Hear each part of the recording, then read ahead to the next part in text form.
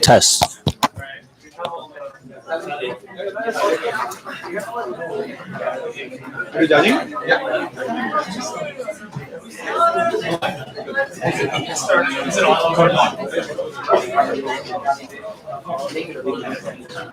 All right. Thank you, everyone. Please quiet down. Welcome to the semifinals of ABP 2019. Congratulations to all the teams here. I'm your chair, Daniel. In the panel, we have Razak, Lucian, Parth, my Vinod, and Dra is over there. He decided to take the floor. And then The floor is mine. yes. If there are no other concerns, we will start the round from the Prime Minister.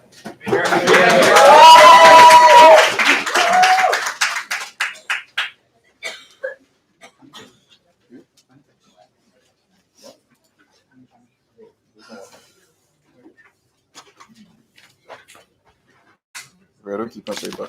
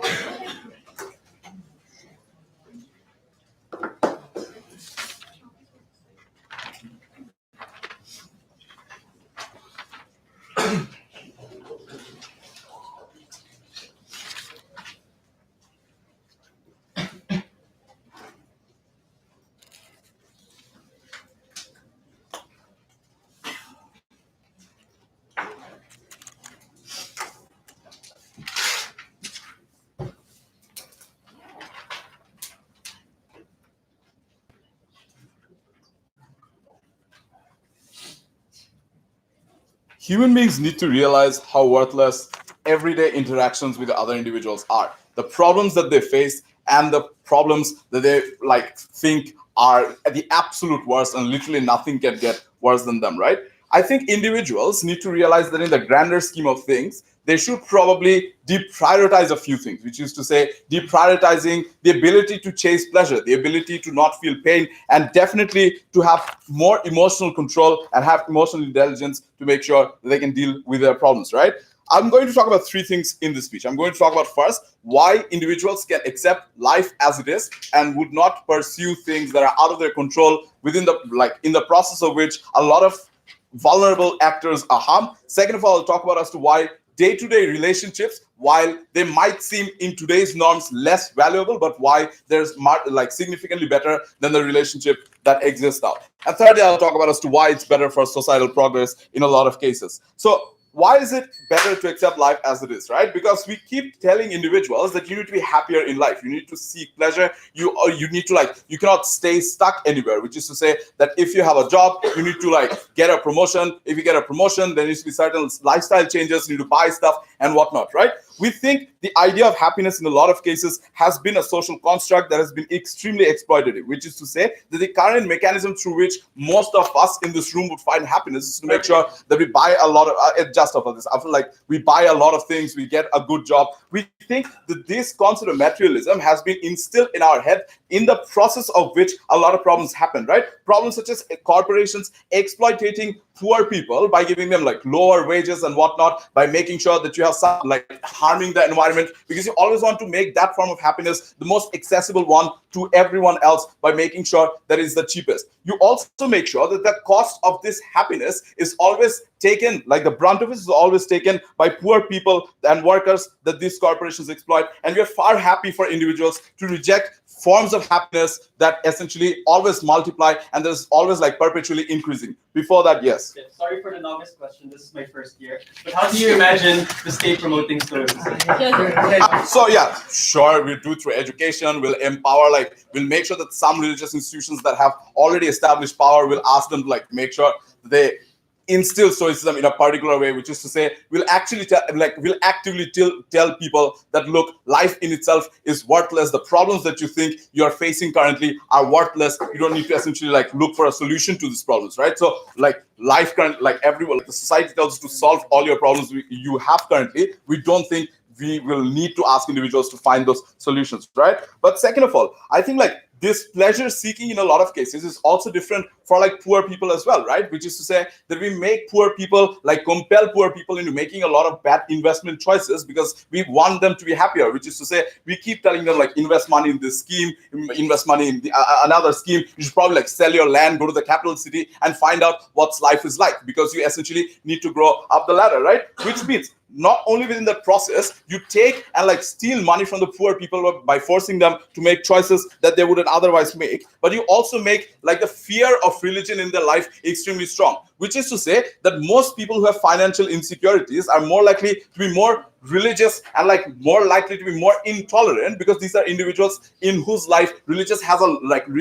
a lot of influence, because they realize that straying away from religion has like immense punishments attached to it. But secondly, why is this going to make human relations better in a lot of cases? Because understand that most terrible human like reactions or like human actions are in a lot of cases causes of emotional triggers that they have no control over, which is to say that the words you say on a daily basis to other individuals, the joke that you can live without cracking, or like essentially the hurtful things that you tell other individuals are always actions you take because you are not emotionally stable at that point, which is to say you can't accept like as to why you're feeling so angry. You don't have any coping mechanism that tells us to why you feel so outraged about what is happening, and you say things that essentially harm your relationships around people. Obviously, in a lot of cases, you probably don't even mean them, but I think like the effect of like saying those things is extremely terrible. But secondly, I think like in a lot of cases, because people fear pain, people stay in abusive relationships because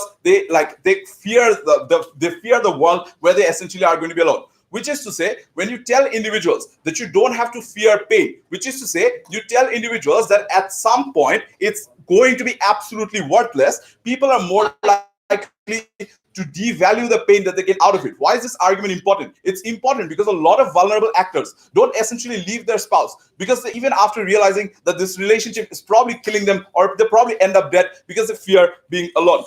Thirdly, why is this important for movements, and why do we think movements are going to be better? Movements are going to be better for a few reasons. First, I think like the current world that we have, most movements are built around outrage, which is to say that someone probably like some comedian cracks a joke, you probably like have immense outrage, you have like cancel culture, you have like no interactions with individuals of those side, right?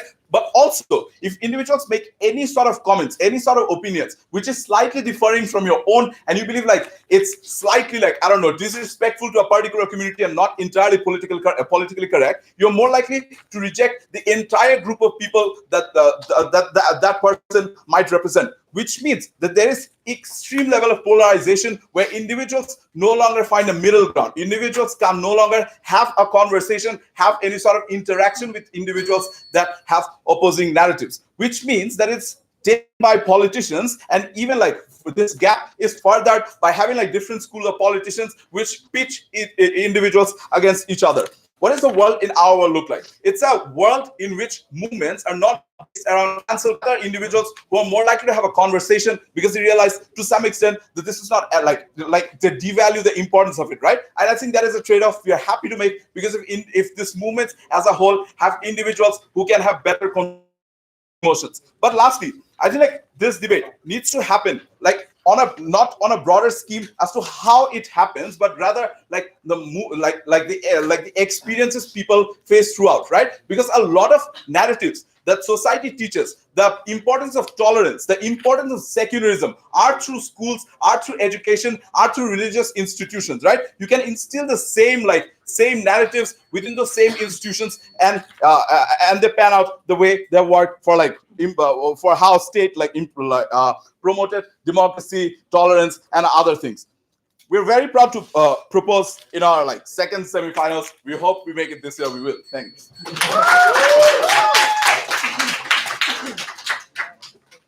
Thank you to the Prime Minister. We now invite the Leader of Opposition.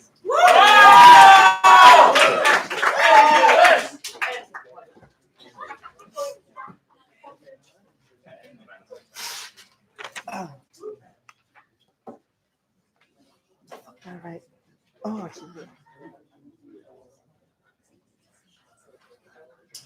Okay, Ken?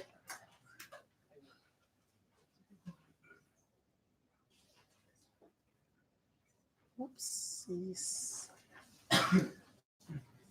There is a very important question that we must answer in this debate, which is, the world the government lives in is likely to only target the symptoms of your emotional agitation rather than creating a suppression of the emotions that you feel. Because let's be clear, emotions are inherently tied to the way a human being lives. Meaning, even if I tell you that you should not feel angry because of bad judging in this tournament, you don't necessarily shut that out of your mind. This is a perennial feeling that captures you as an individual, and what likely happens under the government bench is the suppression of the way to which individuals react towards these emotional events happening in the status quo. But I just want to be clear about what we support on the counterfactual from opening opposition. So the alternative to stoicism is that the state would not actively intervene in the suppression of such emotional reaction and responses that individuals may have with regards to the events that happen in their life. What we do believe that the state can help individuals is understanding why they are feeling a certain way with regards to certain events that are happening in their lives, why they are feeling certain emotional reactions and responses. And when a child, for example, feels immense sadness at the point where he is bullied on the playground, it is going through these thoughts processes as to why you necessarily feel that way. But obviously, we also support, in terms of how you should generate negativity or resentment in your life, it's obviously channeling it into more positive outlets or positive channels. We have seen this happen in the status quo. When a child suffers from anger management, often have psychotherapy sessions, counseling sessions that teaches the child how to mediate those negative responses or negative feelings that they have, especially if those negative feelings result in the harms that they want to talk about. Stoicism, on the alternative, suggests that the means to which you feel is obviously robbed away from you. All other responses will be integrated within my argumentation. The first thing I want to talk about is that emotion does not assume that you'll be successful in the implementation or the way to which individuals will react to the state policies. So at best, the state will tell you that you should remain stoic in most events and most situations, but it does not actually place a suppression on the way to which you feel. This is important, right? Because when you merely deal with the symptoms of non-stoicism, all you merely do is that you silence the voices of individuals, especially when they feel a deep emotional reaction and response to the discrimination and unfair events that are happening in their lives. So, for example, you see this especially in Chinese or Japanese societies, or even Asian societies, where your father tells you to not disrespect the kind of authoritative structures that exist, even if you're deeply unhappy with the way those authoritative structures have prevented you from going to school, for example. What does this mean? It means two things. One is that there's immense psychological harm that's placed upon you, because every time you feel a certain manner, all that is likely to happen is an individual telling you that you should not have any form of emotional reaction or response in the way to which you should carry out your life. What does this look like? It manifests in two outcomes. One is that it manifests in self-destructive behavior. That is to say, when you cannot necessarily reconcile the structural discrimination you face and the way to which you are feeling about such things, you are likely to turn to incidents such as self-harm. These are instances to which we do not want individuals to regret. But the second thing I want to suggest, and this deals with the whole argumentation about forming meaningful relationship, is that when you are placed in a pressure cooker, when all those emotions are boiled upon you, at the point in time where it breaks, that's when you're likely to carry out all those negative emotions on your friend. But I would suggest the ability to form meaningful relationship is when you're able to share the troubles and woes with your friend, when you're able to say that you have the same emotional responses and reactions to the events that's happening. No, thank you. But I also want to quickly deal with this argumentation about whether individuals in abusive relationship are more likely to live in opening government. That's just clearly untrue. Because if you have the strong emotional reaction and agitation or the injustice that you feel when your husband beats you, only then do you feel that same strong motivation to want to leave. I would suggest in a world where you suppress all those emotional reactions and response, where your husband says, stop being a whiny woman, make sure that you stay in place. These are instances that you believe is necessarily a right way to go, especially in the world of government. I think that's harmful to the individual. No. But the second thing I want to talk about is why emotional reactions that are visceral is important in the way to which you garner change in the world. What is the counterfactual that exists in their world? I would suggest that you suppress the means to which social revolutions currently happening. What is important about social revolutions? When you look at different minority movements all around the world, the only capital that they have to their name is the ability to appeal to the emotional reaction and emotional agitation of individuals on the ground. Shit, they don't have economic capital, they don't have political capital in the way to which they create change. The only way to which I can make you believe that we are both human beings is that I can appeal to the emotional side that you have. When you're able to feel the same sort of injustice that an African American face, only then will that be a good thing. But this is where I necessarily deal with this argumentation, because they say that the cancel culture is necessarily bad. I don't understand why the cancel culture is necessarily bad in all situations. The Me Too movement actively called out for sexism and the kind of rape culture that happened in the Hollywood industry. Maybe it's time that we cancel more individuals who necessarily suppress the ability for other individuals to access opportunities. But before I move on, closing. So, assuming that people are able to suppress their emotions, are you then okay with stoicism? All right. Not if your critique is hinged on it not working. All right, so even if individuals truly feel that stoicism, that's when all social revolutions die out. Because I would suggest the ability to connect with individuals is the emotions. What you get in the world of government is individuals feeling a general sense of apathy and disinterest. They are unlikely to want to engage with any other social movement at the point in time where they use the rational calculus that locks them into making certain decisions on the cost-benefit analysis. Why the hell would a white guy want to have an African American if he's truly being rational in the way to which he preserves power structures that benefit him? But the second thing is, lives of disenfranchised minorities significantly worsen because, as I said, they lack political and economic capital. The only way to which they are able to create points of similarities is when they can share the same kind of injustices or sentiments of injustices. The last thing I therefore want to talk about is, in principle, why is stoicism as a policy unequally applied to individuals on the ground? So let's be clear about this. The principle of stoicism demands more from you as an individual when you have greater responses and reaction to the emotional events and incidents that are happening to you. Who are individuals that are suffering from the most amount of discrimination and oppression in the world? It's your African Americans, it's your Rohingya Muslims.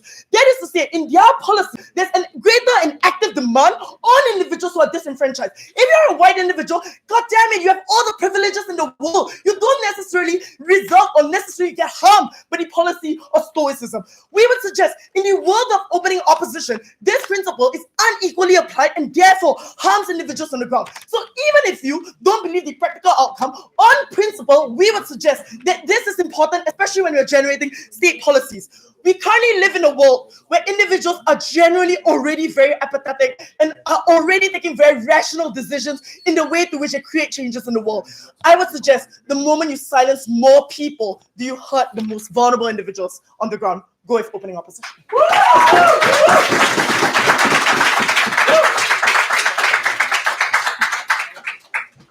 Thank you to the Leader of Opposition for the remarks. We now invite the Deputy Prime Minister to the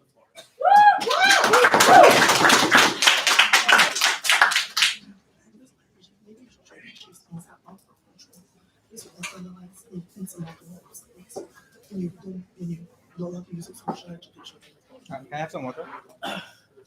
Oh, no. Thanks, man.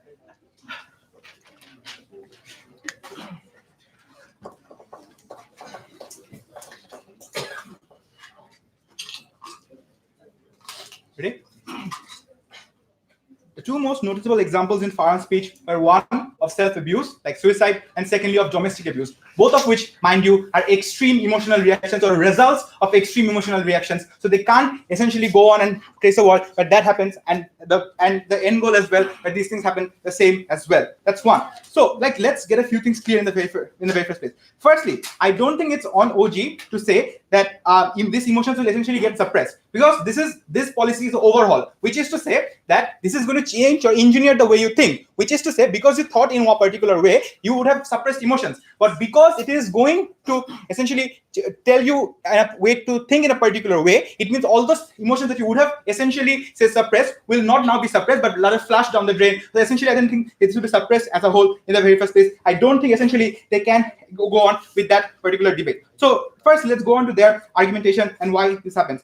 Firstly, they talk about how a lot of cultures in and on itself are extremely oppressive, and that's why a lot of people don't have that emotional reaction to begin with. Why is that problematic on many scales? Because first of all, often these sort of culture oppressive is because of certain things like, say, ageism, or certain things like imperialism of power, etc., etc. All of these things are there because of two reasons. Number one, that feeling of pleasure that the old person gets by dominating a young child. So within our world, that feeling of pleasure of wanting to dominate an old, like a younger child, essentially goes away under our world. That's first. But secondly, often in a lot of situations, these things are done so that people can essentially feel powerful over the other weaker party. So I think a lot of harm that happen as a result of, say, suppression or not allowing other people's rights, etc., even though they completely don't go away because of structural reasons that no sides can eliminate, it means the incentive to do those things because you feel a certain amount of pleasure by doing those things essentially go down the drain. So that doesn't exist as well. Then the bully analogy often in a lot of these situations. The first thing you need to understand in this sort of situation is because, see, the idea of extreme emotions is on a spectrum, which is to say that once you reach a particular spectrum within your extreme emotion, the threshold for you to go to the next level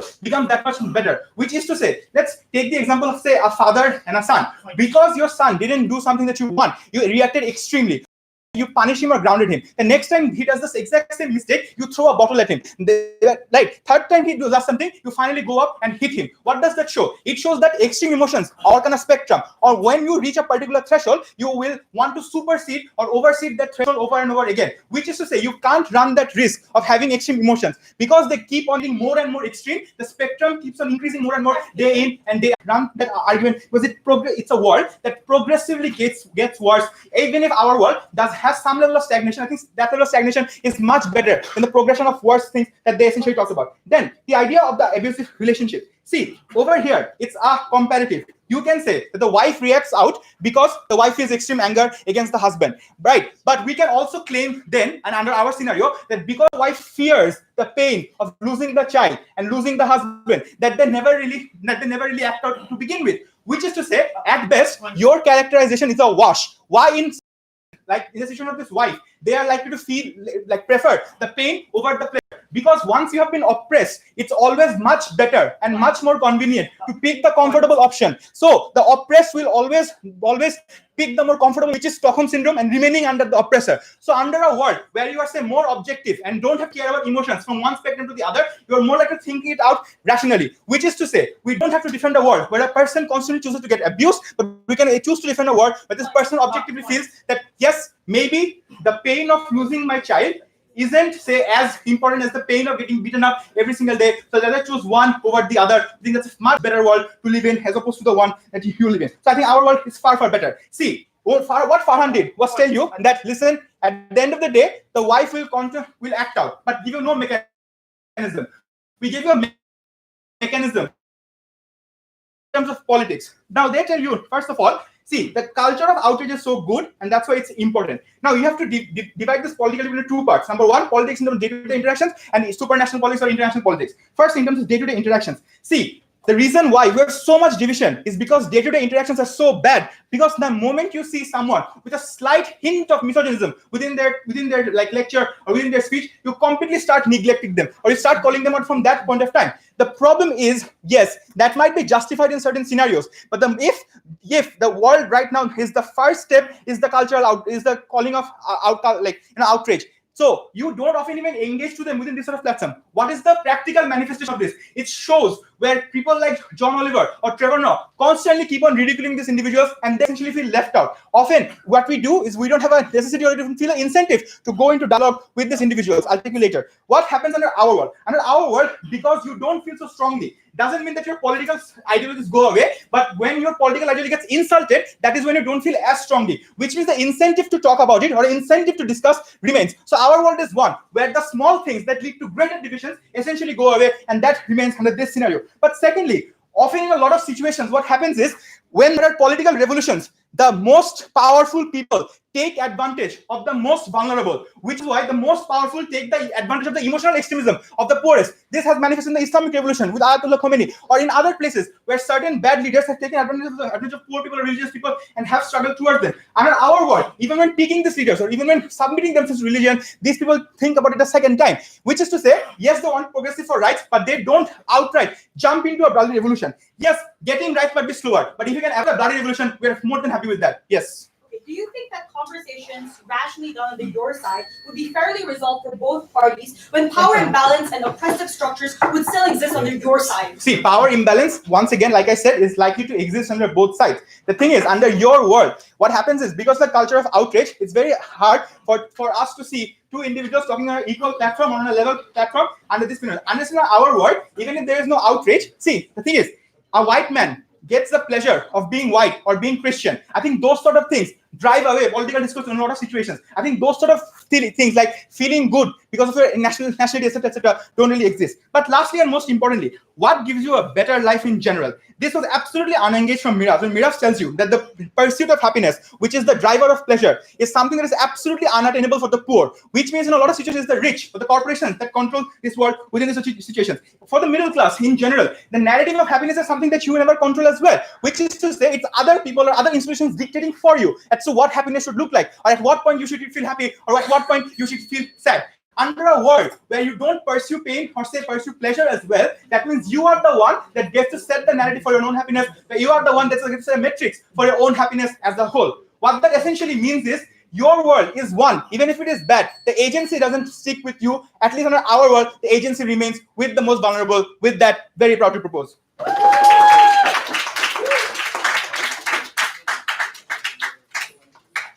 Thank you to the Deputy Prime Minister. We now invite the Deputy Leader of Opposition to the floor.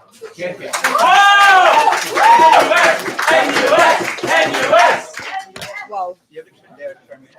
Oh, this is a disaster.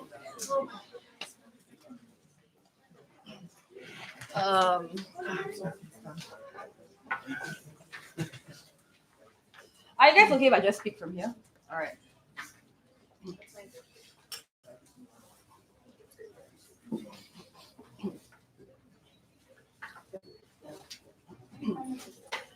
Life as we know it, in order to be able to survive, is already incredibly difficult. Going through the motions of our day-to-day life is already something that's incredibly tiring, even with strong emotions and the feeling as if we're pursuing something. Opening government, in their own words, is happy to tell individuals that their lives are worthless and there's no point striving for something better. Even if I cannot change anything, at least the illusion of feeling as if I could change something is important. In this debate, I'll structure my speech in two levels. One, I'm going to explain why their policy will never work and result in worse outcomes for individuals who are oppressed by the conceit of stoicism, not its actual manifestation. Second, I'm going to explain why even if closing government wants to come up and tell you how exactly you can rewire the human brain, that's still not going to work. One, this motion doesn't require us to defend absolute stoicism being the way of life, because the motion only requires us to believe that the state is going to promote stoicism. I have a few reasons as to why exactly we think humans can't actually disentangle themselves from their emotions. Firstly, we suggest that emotions are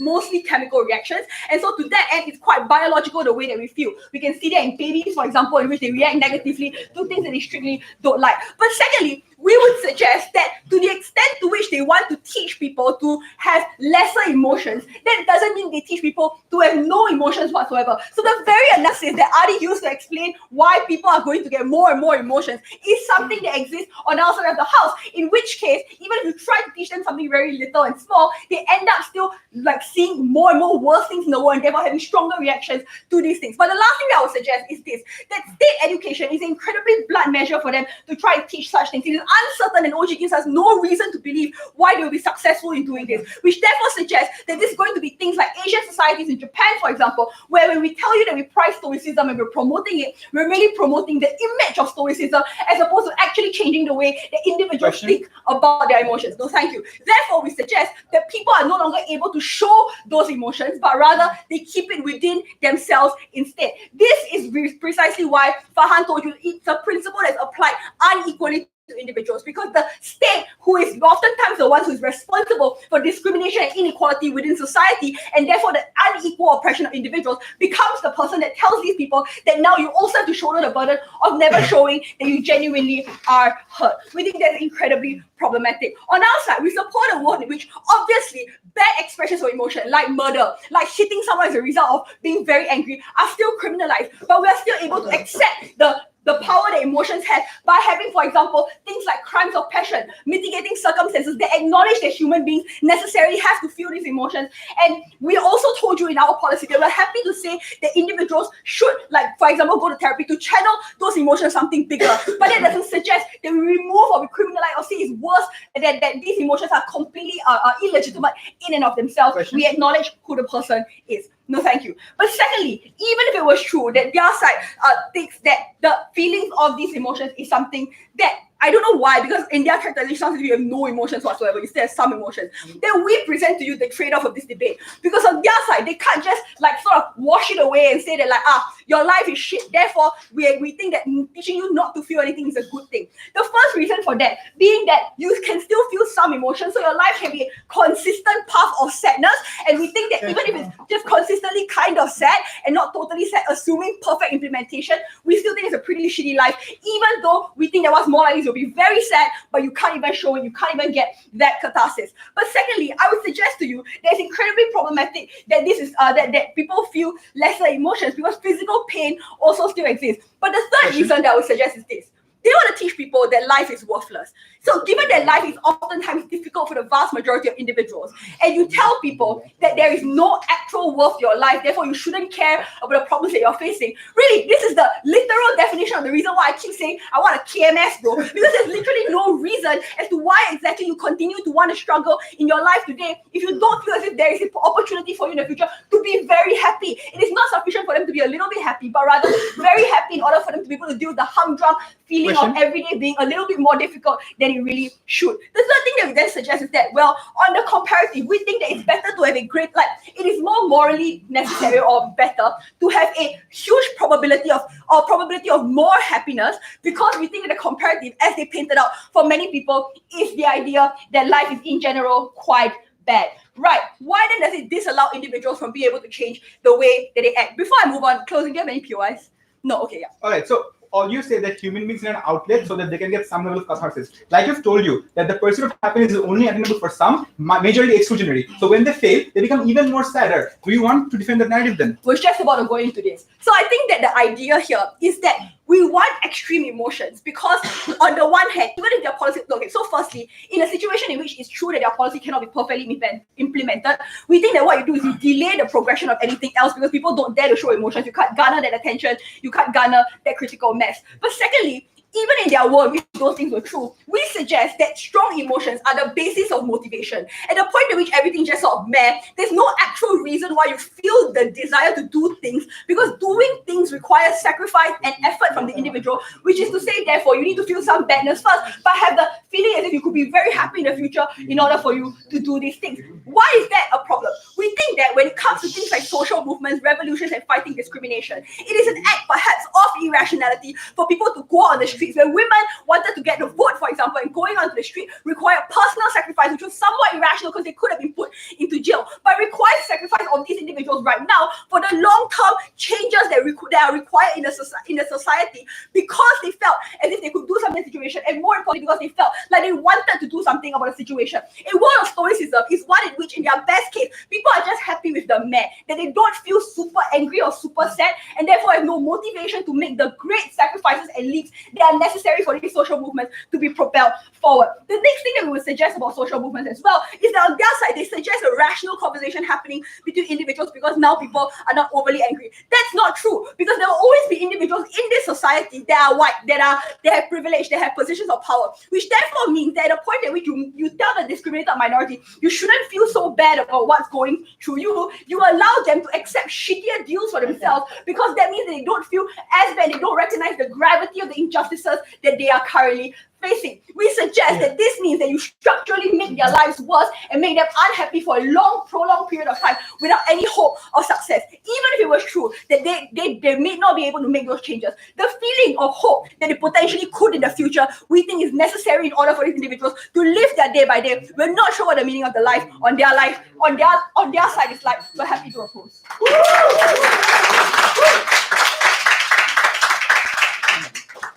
Thank you to the Deputy Leader of Opposition. Second half of the debate, Member of Government.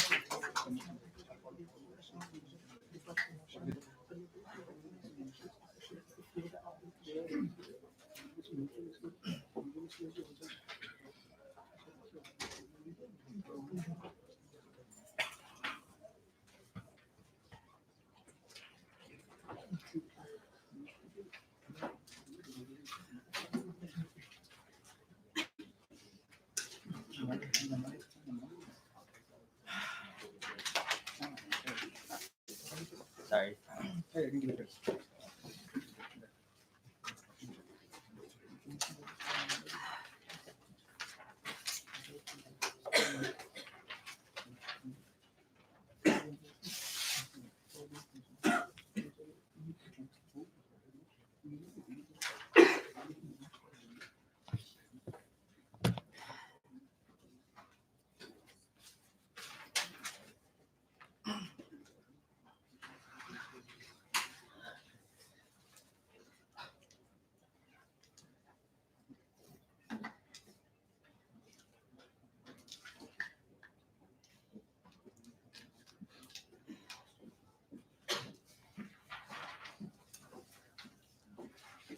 I will do three things in this speech. I don't think it came from either team, what state interests are, and what is better for the creation of society in general. I will argue three things. One, that it is status quo that fundamentally undermines the capacity for us to enact democracy, to enact our capacity to consent to the meaningful structures around us, and therefore stoicism is likely to combat this. Secondly, I will say that we are better able to create greater social cohesion, which I think is the interest of a state that wants everybody to live within it. But lastly, I will say it is easier for us to correct structural inequality, and therefore is more likely to make the most vulnerable have the capacity to live meaningful lives. The first thing I will do is do what OG did not do. I will mechanize how this policy is likely to work. I think opening government just leaves it as you have education, we're likely to do it as a state. Sherman tells you, and I think quite convincingly, that emotions are done by things that trigger you, like because the chemicals in your brain, etc., they're difficult to control. I will agree. I think state promotion extends far beyond just teaching structure of unhappiness in your brain.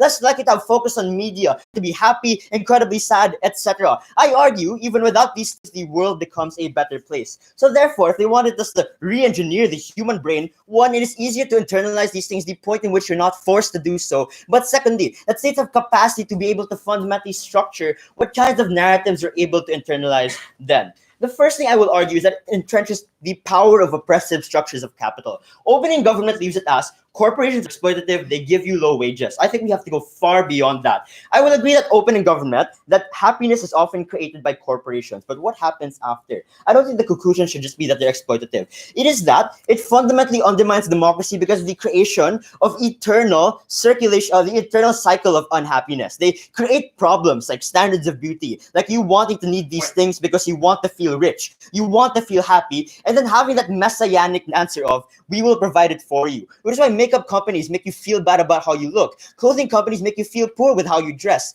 I think what's the problem here is, one, no matter what kind of pleasure you seek on opposition bench, it'll always be continuously countered by some new problem that will be constructed by the company that is going to try and create it for you. But secondly, the state must be able to do this because we can no longer consent to these corporations. It is the massive amounts of Amazon building its own monopoly, underpaying its workers, etc. But us being able to meaningfully challenge it because it provides us with products on a day-to-day basis that are easy to access, that are affordable, and we delivered straight to your homes. I think the problem here is it fundamentally undermines our capacity to question these things, the point in which it becomes much more difficult to regulate because they have larger amounts of power, like the massive capital that they build, because everybody must opt into these things, otherwise they will feel unhappy. I think it is important for states to promote stoicism because they're less likely to be attached to these things and therefore are less likely to feel the unhappiness or more likely to regulate the amount of them to be able to create that unhappiness. Why is this important?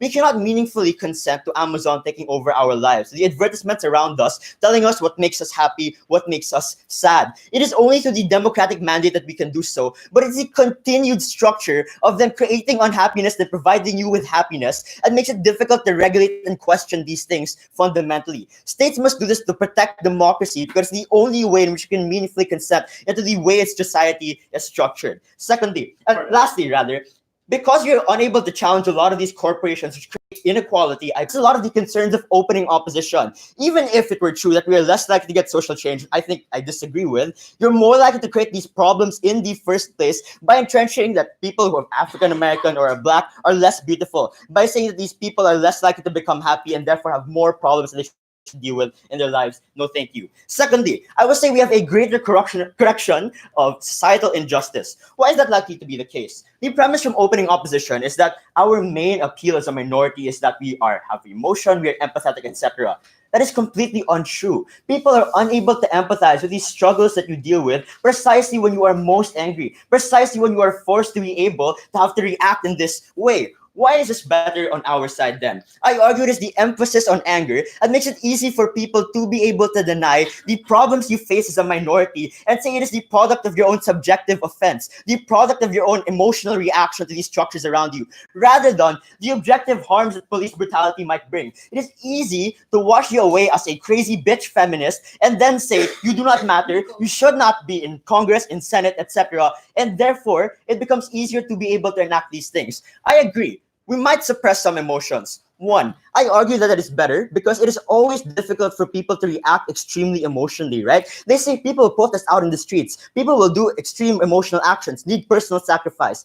That's difficult for everyone. It is especially the people who do not have the time because they have to work a day-to-day job and therefore cannot protest, and therefore cannot use this narrative of anger against them and would prefer to vote for a politician instead. I think you can much more easily integrate into the democratic process the people you feel you can rationally engage with, rather than easily dismiss them as the products of some subjective offense and therefore say we should not include them in the discussion that exists. Lastly, I think stoicism, no thank you, inherently lightens the load of these individuals. I will argue that if you're unable to correct structural injustice, it is still better on our side of the debate. Why? The capacity for you to seek pleasure, avoid pain, and act emotion are all rooted in our fundamental capacity to choose, to decide, and have the agency for free will. Opening government kind of gets at this but doesn't really conclude it. Why is it harmful, right? I think agency is the justification for a lot of inequality to exist. It is to say that you should have worked harder, that you should have, like Obama, literally saying that African Americans should take it upon themselves to be able to leave the structural oppression that exists and therefore should make better lives for themselves. It is easier to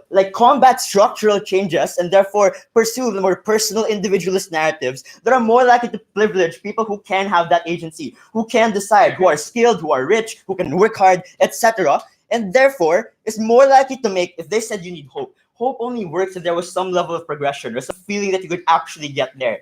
If we argue that it is your fault, it is your responsibility, your inability to avoid pain and your inability to seek pleasure, and therefore makes sure you are oppressed, it is much more difficult for individuals to live on a day-to-day basis, rather than assume that because I have such little agency in this world, I have little ways to answer my own fate, means that they're more likely to be fundamentally unhappy because they take the onus on themselves rather than direct it to external structures that are much better to be able to change, more accessible for all people, and therefore we direct the change, assuming equal political will on both sides, we direct the change towards things that are more likely to affect more people rather than have them take the personal responsibility, which will always privilege maybe richer African Americans, richer women, etc. I'm very proud to propose.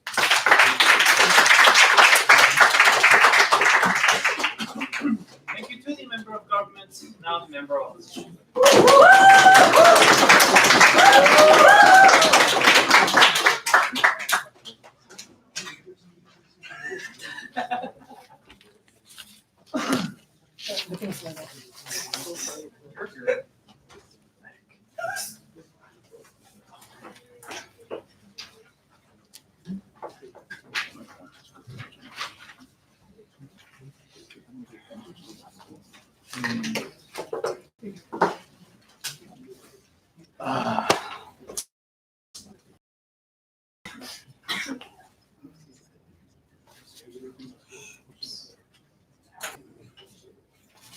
On the most difficult of days, it's hard to get out of bed. It's hard to think about why I have to wake up again, do this debating thing again, and just go about our day-to-day routines. I don't know all of, but I know that at one point in your life, you've had to ask the question of, what am I here for? Why do I have to continue suffering? Why do I have to continue existing? We think one of the most easy questions that we could give to people is the simple pleasures in life. And we'd say the accessibility of pleasures and the inaccessibility of pain is one of the most important things coming from closing opposition. I think one observation I want to make about this debate is that everyone has sort of been contradicting themselves. Like you have an opening government suggesting that you should be satisfied when you can't get promoted, but also you should seek change when you're in an abusive relationship. And that's because I think the stoicism mentioned in the info slide only tells you what to avoid, but doesn't tell you what to pursue and doesn't tell you the metrics by which you should pursue it. That's the most important observation. What we want to address is the claim coming from government side that in the absence of emotion, individuals should go about their lives pursuing logic. We will tell you why this is a terrible idea coming from opposition side. And I think this engages our worst case because in a context in which you could rewire the brain and neuter people's emotions, we are perfectly fine with defending that opposition.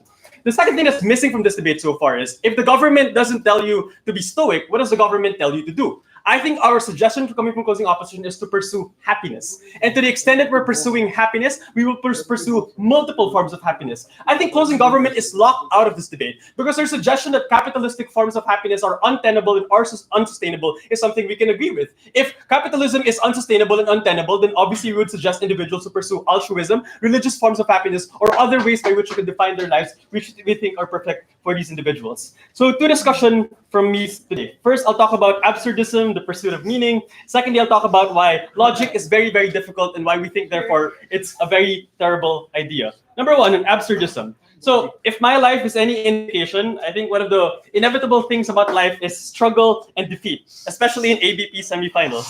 But it's not just because people are emotionally impaired that they feel this struggle and defeat. In a world in which you're perfectly logical, you also have to be logically frustrated that you can't solve particular things, for instance, or you have to logically convince yourself that something is worth exertion of effort, something is worth for you to be able to wake up and like conduct everything at the end of the day. So, right, you start asking yourself small questions first, like why am I debating in ABP semifinals in 2019, and why do I have to use my brain? Why am I in Soul Bridge? And then it just eventually goes to why am I alive?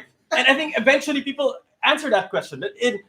Camus says that this is the most important question of all because to the extent that people aren't alive, people don't understand the reason for their exist, then everything else is moot. Everything else is pointless and academic. There are two things. The first one, and I hope you really credit this, it sounds crazy, but it really, really makes sense. In a world at their best case, when people are disinterested, like these fine gentlemen suggest, if you're disinterested, maybe you can get disinterested in life. Right, disinterested in the very basic act of existence on a day-to-day basis, which is to say, a lot of their side pushes people to suicide or taking away their own life. But even if, so people don't like buying like really spicy extensions here, but even if it's not about suicide, I think under their side, people will find it harder to justify the day-to-day struggle up to the extent in which you don't really know why anything is worth exertion. You don't really know why anything is worth pain, anything is, not necessarily pain, anything is worth exertion coming from government bench. In principle, we think everyone is plucked from the void. Nobody chose to be here, chose to be born the way that they are, otherwise I wouldn't be the way that I am. And I think this means that we should allow individuals to easily, conveniently pursue what benefits them the most. This is where the second discussion comes in, which is the suggestion that logic is very, very difficult. So the first thing here to say is that logical answers begin from an infinite set of possibilities. Which is my excuse for why at first I couldn't come up with an extension for this round. Because where do I begin, right? Where do you begin to logically justify and rationalize everything? On the other hand, emotions are very easy to capture and easy to evoke and very, very accessible. Exactly because government suggests they are just nothing more than chemical reactions to individuals. There are multiple impacts as to why we think this is an excellent idea. One, sort of like engaging this whole oppressive structures, minorities debate. It means that even for minorities like me, for people who have very, very tough lives, there are very easy ways for me to be able to enjoy pain and pleasure without having to have it from anyone else.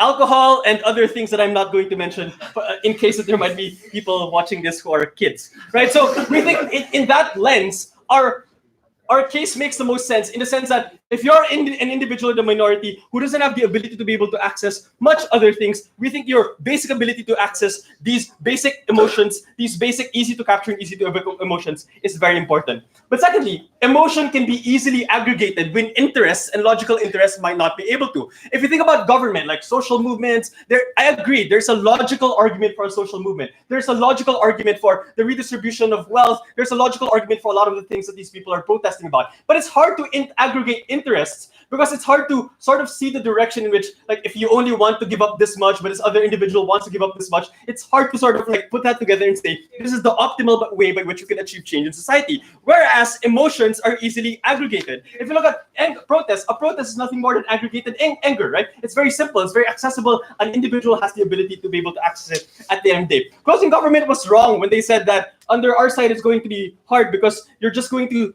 view your oppression as the consequence of subjective emotional things. Well, they are sometimes the consequence of subjective emotional things. Like, try to make a logical argument as to why microaggression is bad. It's just simple words, right? But to the extent that they have great impacts on individuals and the makeup of society, we think they're terrible ideas.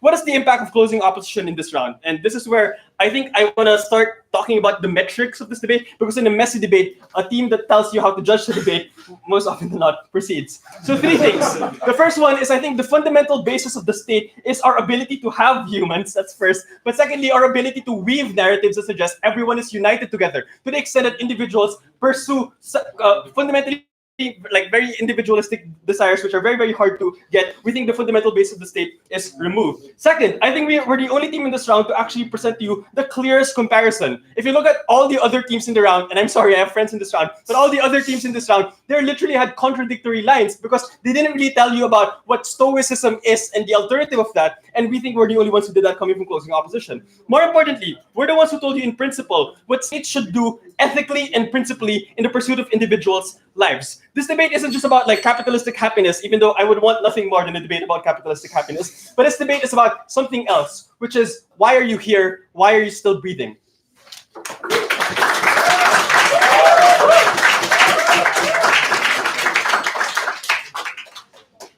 Thank you to the member of opposition. Now the government whip.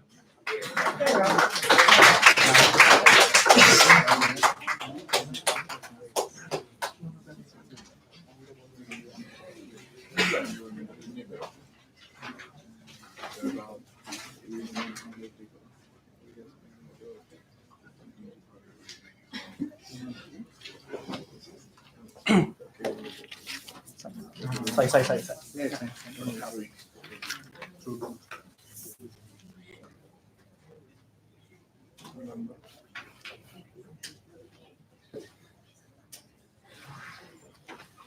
I apologize, I won't be as funny as you are. What I will do, however, is explain to you why we went over all the sides in this debate.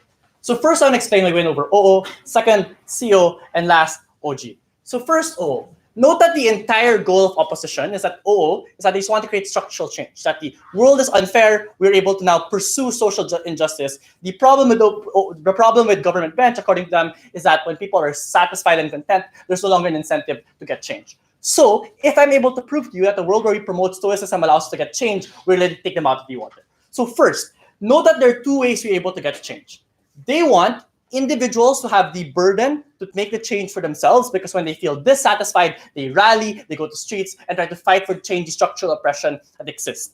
Our model, what you argue, is that when you recognize stoicism, you recognize that the individual agents that you have to change every structured society is actually very, very minimal, and it is better for society to adjust and edit their claims. This is important because if you believe that a lot of individuals are structurally disenfranchised, that they're so discriminated within society, then individuals acting on their own volition are unlikely to make any particular or meaningful change in society. Note that the entire argument of opening opposition stops at saying people then become angry, and that's how we're able to get change. No explanation as to why, after the anger, they're actually able to get the structural changes that they want to fight for in today's debate. How do we fix these structural problems that exist?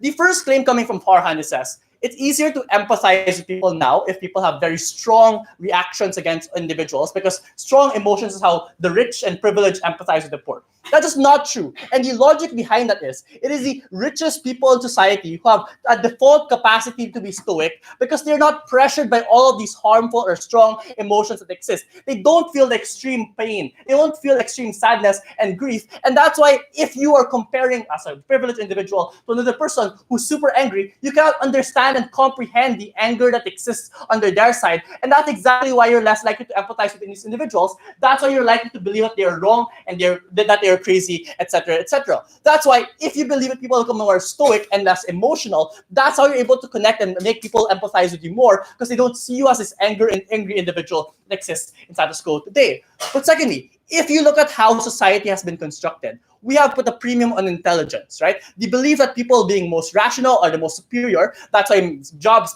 hire the smartest people. That's why debate competitions make the smartest people win. That's important because in a world where the most privileged individuals have the capacity to believe that they are the ones who are the smartest and other people who are angry are irrational already, that's how you justify a lot of the discrimination that exists. Look at the biggest trope against women, right? It is that they're crazy, emotional, and that's why they're different from the rational men. If you look at how white people discriminated against African Americans, it's that they're not as smart, that they focus more on emotions, that they're violent, and all these specific emotions that they face. It is a use of individual minorities to believe that they are emotional that leads to the discrimination that they face under their side. No, thank you. But lastly, we are then able to fix a change, because if you look at the fundamental root of Stoicism, it is the belief that we do not have agency in the world. The proof of this is it was created by the Stoics during the Greek gods, and they heavily believed in things like fate, believes in things like destiny, and that the individual's actions that you make are unlikely to make a change in the world. That's why we should not care about what happens. That's why we should not try to pursue pleasure, because it's a meaningless pursuit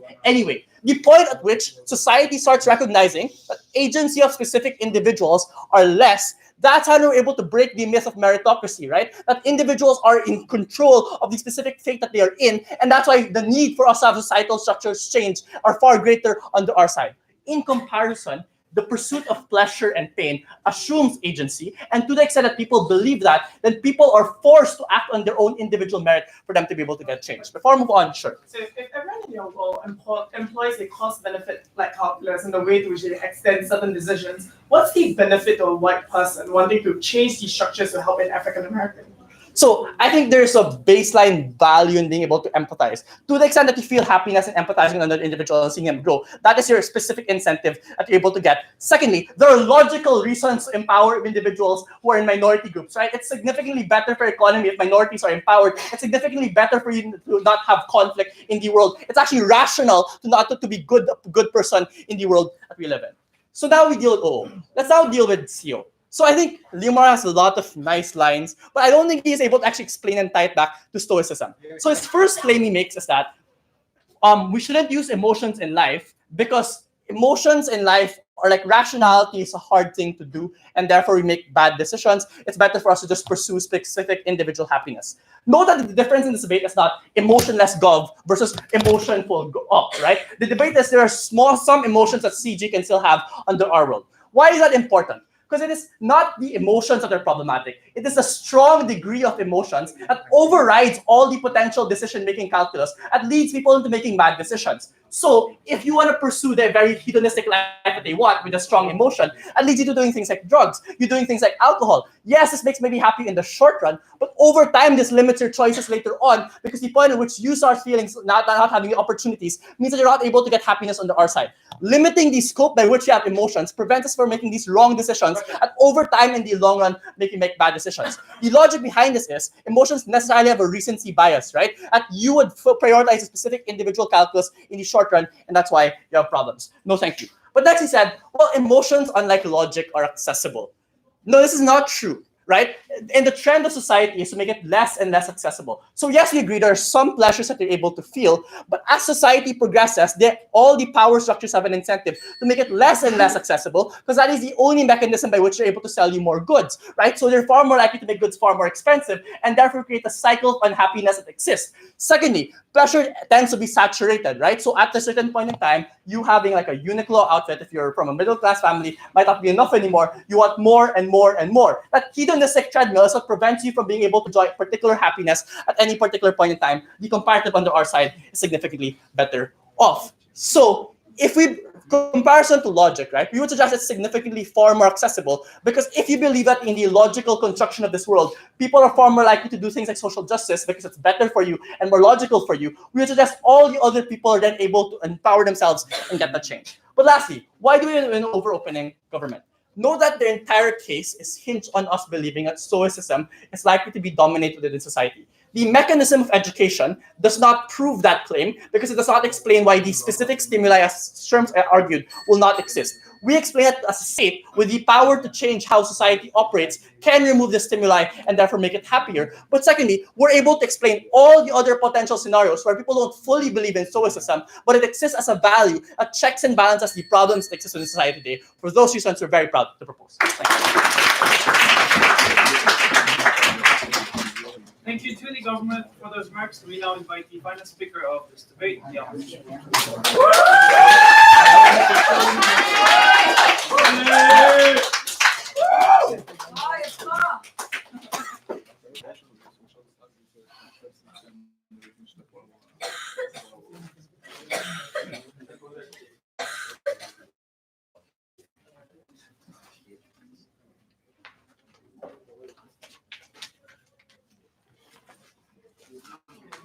Before I start with my actual constructives, the reason why this debate is an absolute shit mess is because you have four teams who are extremely nihilistic about the world and trying to logically explain as to why we should win the finals. We should proceed to the finals. I'm going to give you 3 reasons as to why closing opposition wins in this debate.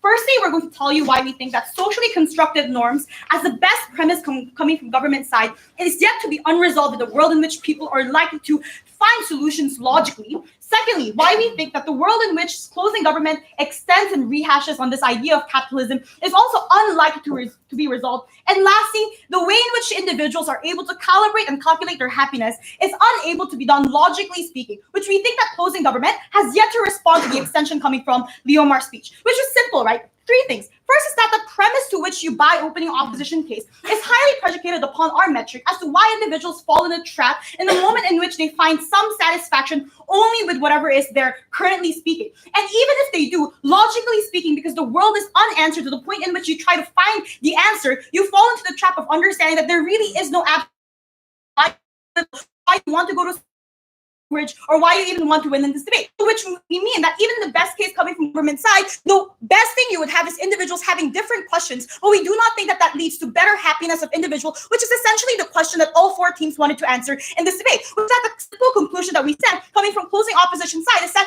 the ability for you to have calibration of different and diverse happiness and being able to find out what is good for you, even if you may not achieve it, is one experience that is likely to be better fulfilled by individuals under our world. 3 clarifications first, like 2 clarifications. One is, not only did closing government did not respond to the idea in which why logic is inaccessible to many individuals, especially minorities, and why it is unlikely for individuals to find some optimal happiness in their lives, we think that closing government has been unfair in this debate, the point in which they claim that they will have absolute logic under their side without necessarily telling us the metric in which people will find resolutions as to how they would try to resolve their conflicts, also one that opening government failed in this debate. But then secondly, notice that if you give the win to government side, that means that they had given you some analysis as to why emotions are always going to be irrational under their side, which means that if you can't fiat the idea in which individuals who are always logical will find themselves to have some change in their lives, I think that it is fair then for closing opposition to question the ability for individuals to always be irrational in the point in which they realize that there are some emotions that make them angry, some emotions that make them happy. We think that regardless, what closing opposition was able to do in this debate is tell you that the general application of your experience is one that is valuable for these individuals.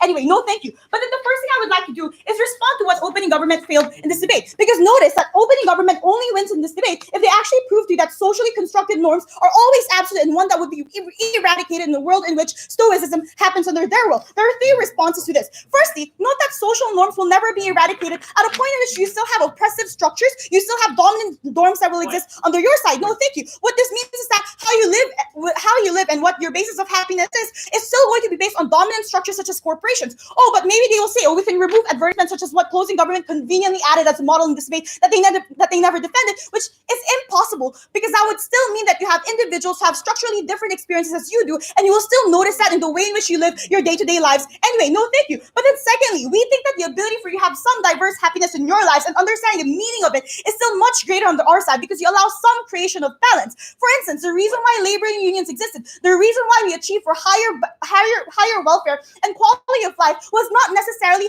based on the bare minimums that government side wants you to believe that is good as a lifestyle choice. It is based on the ability for people to know that the comparative life that they live is significantly worse than other people, and that they strive for more rights even if it wasn't the bare minimum. Notice that government side wants to live in a world in which bare minimums are things that people believe are the best ways and necessities that would make them happy and that would make them have a good quality of life without ever explaining to you why this objective narrative is one that is good for individually important in this debate. Because notice that he says that fighting for your rights as an individual who lives in a shit, who works in a shit corporation. That means that in order for you to identify why you don't like this or why you feel angry at this is more accessible in a world in which you are able to follow your immediate reactions. When it is based on logic, you have individuals who have structurally more information than you, structurally more historical information that claims that your reason and your logic is wrong. This comes from massive historical texts and research that was able to say that patriarchy is good because it allows collective society. It allows a stable society in which women continuously give birth. We think that these are structures in which it has conveniently also enforced a narrative that these are good and correct logics, which we do not think government side was able to defend why this is significantly better for the lives of women. But then the second thing I would toss it, and this is a direct response to closing government, is notice that closing government is out of this debate because they try to defend a world in which capitalism and the pursuit of that is necessarily bad. I don't think that's necessarily true, right? Because if they believe that short-term outcomes are always bad, I think that closing opposition would say that in a world in which you have the worst case of minority groups who can't do anything, we still have some marginal benefit for them to believe that you can use your money for other things. You don't necessarily always have to save it based on narratives and norms that enforce you, which is precisely what opening government is against, with banks and corporations telling you you have to save your money. Opening. Right. I think your entire case is based on questions like why do I exist and existential problems. In a world where there is stoicism, do you actually feel the need to ask these sort of questions because you don't have to pursue the greater meaning of life? Yeah, so then you have to answer the comparative as to how then would individuals logically explain as to why they would live, or logically explain what exactly makes them happy as a comparative. Therefore, if both sides do not have the answer, I would claim that diverse experiences and individuals pursuing for different happiness is still significantly better and one that is okay and more plausible for individuals' happiness in the long run and short run anyway. The last thing then, I would like to conclude as to how our world looks like. We think that there are three things, right? The worst case coming from closing opposition is the vagueness of what life is, because Leomar said that it should be based on happiness. But we think that this is good because Leomar tells you that the vagueness allows subjective experience to be validated at one point in time, and we think that is good because on the government side you would always have a less empathy and less detachment of how we look at minorities and social movements. This is why closing opposition's extension is important, because when we say that emotions are one that is most accessible and most seen by governments because that is an expression and reaction that you can claim, you'd understand why that person is mad even if you don't logically understand their experiences because you're not from the minority group. The worst case coming from closing opposition is that maybe people don't understand why you're mad, but the question as to why they may potentially be mad is one legitimate question that people would be able to have marginally compared to a world in which government side you'd always ignore people logically and even based on logically speaking anyway. But the last thing we would say is that in terms of resolution, notice that convenient expressions also mean that people would care for you at one point, and we think that the inconvenience of finding solutions are less likely to happen because we are able to just understand that people are mad, therefore there might be a problem, and we are able to find some way to diagnose that, and we think that's why closing opposition proudly wins in this debate. Very proud to oppose. Thank you.